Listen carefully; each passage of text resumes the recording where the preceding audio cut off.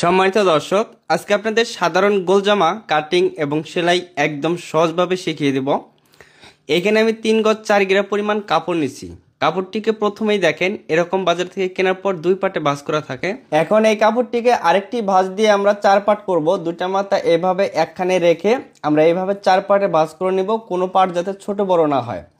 এখানে 4 পাট কাপড় আপনাদের আমি দেখিয়ে দিচ্ছি। দেখেন 4 পাট কাপড়। এরপর আমি যেদিকে দাঁড়িয়ে আছি এখানে আটকানো অংশ, সামনের দিকে আছে খোলা অংশ, হাতের এই পাশে খোলা অংশ আর এই পাশে আছে আটকানো অংশ। ঠিক কাপড়টিকে এভাবে রেখে সমান করে রেখে আমরা নিচের দিকে একটি মার্জিন করব সোজা করে মার্জিন করার পর এই মার্জিন থেকে লম্বার মাপ নিব গোলজামার। 3 গজ 4 গিরা কাপড় দিয়ে 47 ইঞ্চি পর্যন্ত লম্বা দিতে পারবেন। এখানে যার যতটুকু প্রয়োজন হয় আপনি নিয়ে এখানে একটি মার্জিন করবেন। আর উপরের থেকে যে কাপড়টা আছে সেটা দিয়ে 3 কোয়ার্টার হাতা হবে। এখান থেকে হাফ বডির জন্য 15 ইঞ্চি নিচে আরেকটি মার্জিন করব একদম সোজা করে। 36 ইঞ্চি বডির জন্য শোল্ডারের মাপ নিব এখানে 6 ইঞ্চি পরিমাণ, একটু নিচেও একই মাপ ধরবো 6 ইঞ্চি। এখানে একটি মার্জিন করে নিতে হবে, এটা শোল্ডারের মাপ। এখন এখানে শোল্ডার ডাউন দিতে হবে 2 পয়েন্ট পরিমাণ, ঠিক এইভাবে। এখন এই নিচের দাগ থেকে ধরে আমরা 6 ইঞ্চি পরিমাণ আর মহলের মাপ নিব 36 ইঞ্চি বডির জন্য। এরপর 36 ইঞ্চি বডির জন্য গলার পাশে নিব 2 ইঞ্চি 2 পয়েন্ট। এটা কাপড় দিয়ে গলা তৈরি করব, তার জন্য 2 ইঞ্চি 2 পয়েন্ট নিলাম। বক্রম দিয়ে তৈরি করলে আর 2 পয়েন্ট বেশি নেবেন।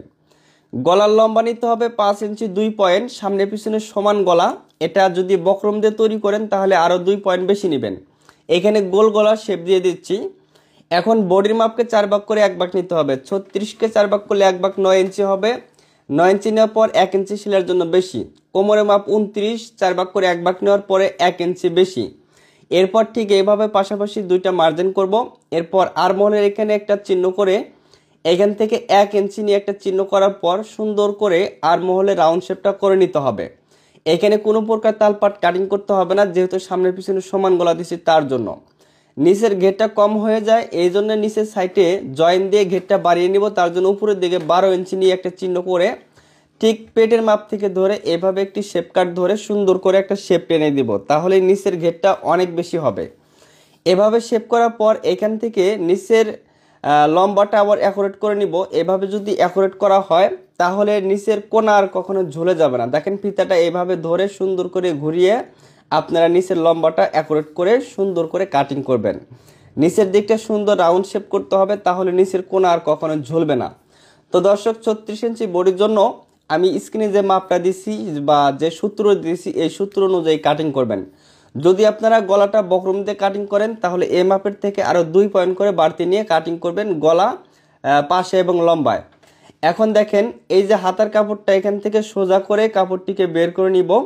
এই কাপড়টা দিয়ে আমাদের হাতা হবে। দেখেন ঠিক এইভাবে 3 কোয়ার্টার হাতা হবে 15 বা 16 ইঞ্চি।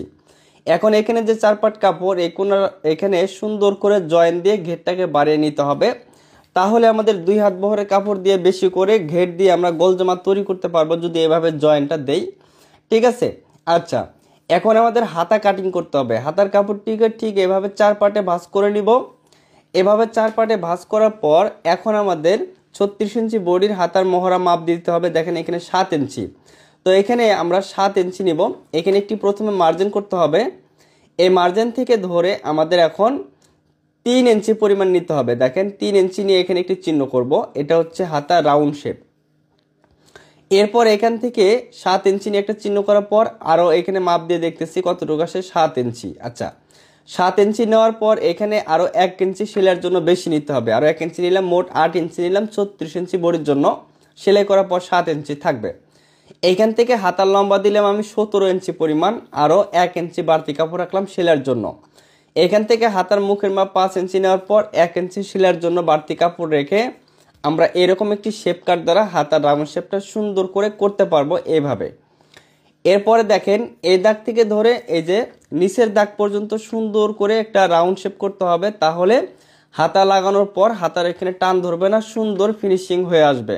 আপনি যদি এইভাবে হাতা কাটিং করতে পারেন তাহলে হাতা লাগানো খুবই সহজ হবে এবং হাতা লাগানোর পর সুন্দর ফিটিং হবে। এভাবে কাটিং করার পর হাতাটি কাটিং করার পর এভাবে আর্মহোলটা মাপ দিয়ে দেখাচ্ছি। দেখেন একদম অ্যাকুরেট হচ্ছে। আশা করি সেলাই করার সময় কোনো প্রকার সমস্যা হবে না। আচ্ছা, এখন এটা কিভাবে সেলাই করব, গলার পট্টিটা দেখেন তৈরি করব। 2 পাট কাপড় নেওয়ার পর এভাবে 4 পাট করব। 4 পার্ট করার পর সামনে পিছনে সমান দুইটা গলার পট্টি একসাথে কাটিং করা যাবে। এভাবে আটকানো অংশের সাথে মিল করে রেখে এই মাপে গলার পট্টিটা আমরা কাটিং করে নিব।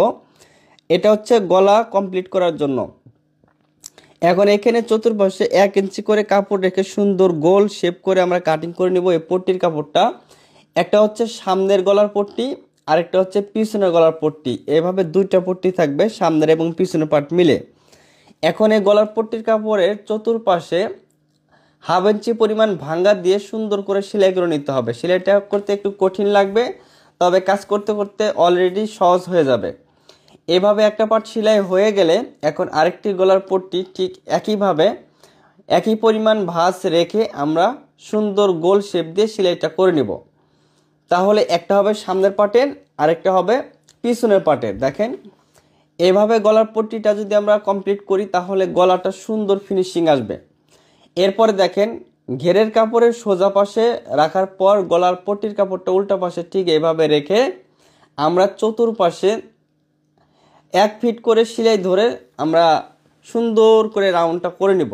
এই সেলাইটা আঁকাবাঁকা করা যাবে না, সেলাইটা যেভাবে গলা কাটিং করছেন সেইভাবেই সেলাইটা দিবেন, তাহলে গলার ফিনিশিংটা ভালো আসবে। আর খেয়াল করবেন যাতে এখানে গলার কাপড় এবং বডির কাপড় যাতে এক সমান থাকে, ছোট বড় যাতে না হয়। এরপর গলার যে পট্টির কাপড়টা সেই কাপড়ের উপরে নিচের বাড়তি কাপড় সহ একটা চাপ সেলাই দিতে হবে। একদম কিনার ঘেঁষে চাপ সেলাইটা এইভাবে দিয়ে দিব। দেওয়ার পর এই পট্টির কাপড়টা ভিতরে চলে যাবে আর গলাটাতে ঠিক এরকম ফিনিশিং আসবে। এইভাবে আপনাদের দুইটা পার্টই কমপ্লিট করতে হবে। এখানে আমি একটা পার্ট কমপ্লিট করে দেখালাম। এখন সাইডের যে জয়েন্টটা সেই জয়েন্টটাও আমরা দিয়ে নিব। ঠিক আছে, পিছনের পার্টে দুইটা জয়েন্ট, সামনের পার্টে দুইটা জয়েন্ট, দুই সাইডে শুধু। ঠিক দেখেন জয়েন্টটা কিভাবে দিতেছি। এইভাবে সোজা কাপড়ের উপরে উল্টা কাপড় বসিয়ে এইভাবে সুন্দর করে সাইডের জয়েন্টটা দিয়ে গোল জামার নিচের ঘের বাড়িয়ে নেবেন। কারণ হচ্ছে 2 হাত বহর দিয়ে তৈরি করলে ঘের কম হয়। যদি আপনারা একটু টেকনিক করেন এইভাবে সাইডে জয়েন্ট দেন তাহলে ঘেরটা অনেক বেশি হবে। সেই ক্ষেত্রে গোল জামা দেখতে খুবই সুন্দর লাগবে। বা এই যে বেশি করে ঘের দেওয়ার কারণে যখন আপনি হাঁটবেন বা চলাফেরা করবেন তখন কিন্তু পায়ের এখানে টান পড়বে না বা কোনো জায়গায় সহজে ছিঁড়বে না। ঠিক আছে, এভাবে ঘেরটা বাড়িয়ে নিব। সামনের এবং পিছনের পার্ট একইভাবে সেলাই করার পর দুইটা কাপড় এক জায়গায় রেখে শোল্ডার জয়েন করব। শোল্ডার জয়েন কিভাবে করবেন দেখেন, এইভাবে রাখার পর সুন্দর করে দুইটা পার্ট এক সমান করে ধরবেন যাতে কোনো জায়গায় ছোট বড় না হয়। এরপর এখানে একটি বারটেক দিবেন এবং সেলাই শেষে এ পাশে একটি বারটেক দিবেন। এরপরে একইভাবে এ পাশের শোল্ডার জয়েন দেব। এখানে বেশি মোটা করে সেলাই ধরবো না, বেশি মোটা করে সেলাই ধরলে গলার লম্বাটা আবার ছোট হয়ে যাবে। এজন্য 1 ফিট পরিমাণ সেলাই ধরে শোল্ডার জয়েন দিবেন। এভাবে শোল্ডার জয়েন দিলে দেখেন এখানে কাঁচা হচ্ছে। ঠিক আছে, এখানে কিন্তু একদম কাঁচা হচ্ছে। তো কিভাবে পাকা করবেন দেখিয়ে দিচ্ছি। এই কাপড়টাকে এইভাবে ভাঁজ করে দিবেন, অর্থাৎ বাড়তি কাপড়টাকে উপর পাশে ভাঁজ করে দিলাম, আবার এই পাশের গলার পট্টির বাড়তি কাপড়টা এই পাশে ভাঁজ করে দিয়ে সেলাই দিলাম। তাহলে হবে কি আমাদের এই যে শোল্ডার জয়েন্টটা একদম পাকা হবে। ঠিক আছে, সুতা উঠে নষ্ট হবে না। আমি দেখিয়ে দিচ্ছি। দেখেন আপনি যদি এইভাবে শোল্ডার জয়েন করতে পারেন তাহলে গলার এইখানে একদম পাকা সেলাই হবে।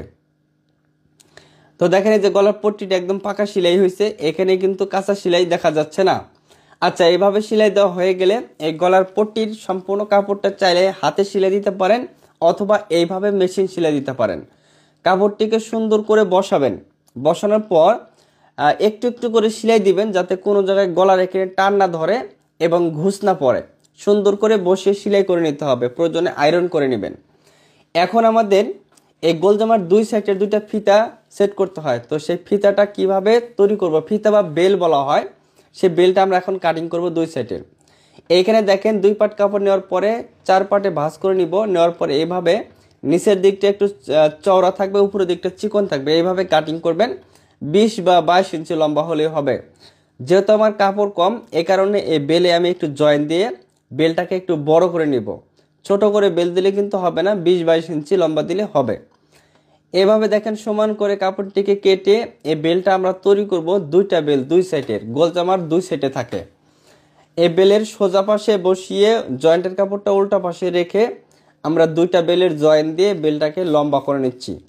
আসলে কাজ করতে গেলে অনেক সময় ছোট ছোট টুকরা কাপড় জয়েন করে আমাদের কাজগুলো করতে হয়, যেহেতু কাস্টমার সবসময় কম কাপড় নেওয়ার চিন্তা ভাবনা করে।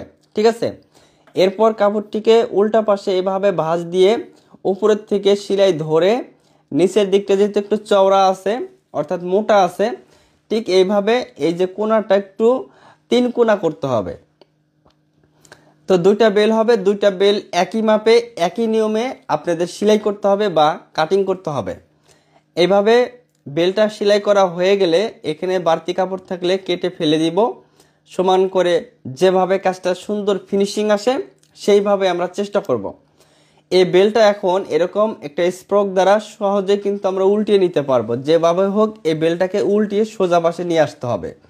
আর এই যে কোণাগুলো সুন্দর করে উঠিয়ে নিতে হবে যাতে বেলটা দেখতে সুন্দর হয়। এভাবে দুইটা বেল একই নিয়মে আপনারা তৈরি করবেন। এই দুইটা বেল গোল জামার দুই সাইডে থাকবে। আমাদের কোমর যদি কখনো টাইট বা লুজ হয়ে যায় এই বেল দিয়ে আমরা সেটা সমাধান করতে পারবো। এখান থেকে 17 বা 16 ইঞ্চি নিচে আমরা দুইটা বেল লাগাবো। শোল্ডার থেকে 15 বা 16 বা 17 ইঞ্চি নিচে লাগাবো।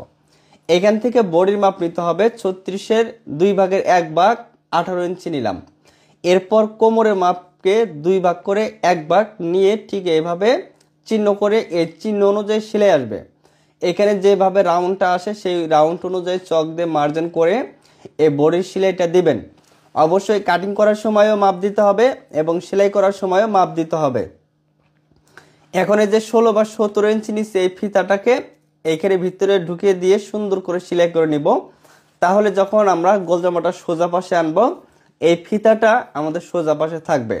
কোমর কখনো যদি লুজ হয়ে যায় ফিতাটা সুন্দর করে বাঁধ দিলে কোমরটা সুন্দর ফিটিং দেখা যাবে, জামাটা খুব সুন্দর লাগবে।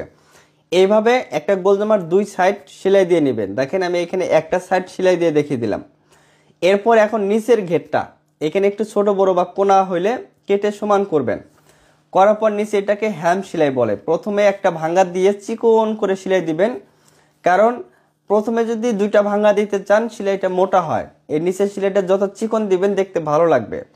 প্রথমে একটা সেলাই দেওয়া হয়ে গেলে আরেকটা সেলাই দিয়ে এইভাবে কাপড়টিকে সোজা পাশে আনার পর দেখেন 2 সাইডে একটু টান দেখা যাচ্ছে বা ঘুষ ঘুষ ধরে আছে, কারণ হচ্ছে 2 সাইডে বডির কাপড়টা বেশি আছে, এই কারণে টানটা যাচ্ছে না, ঘুষ ঘুষ ধরে আছে।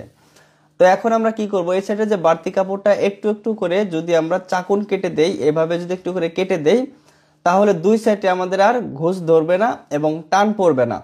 ঠিক আছে, এই টেকনিকগুলো আপনাদের শিখতে হবে। দেখেন একটু করে কেটে দিলাম। এখন এটাকে সোজা পাশে আনার পর দেখেন ইস্তারি ছাড়াই, আয়রন ছাড়াই খুব সহজভাবে কিন্তু সুন্দর ফিনিশিং চলে আসছে। 2 সাইডে কিন্তু কোনো প্রকার এখন আর টান থাকতেছে না, একদম সুন্দর কিন্তু ফিনিশিং হয়ে কাপড়টা পরে আছে।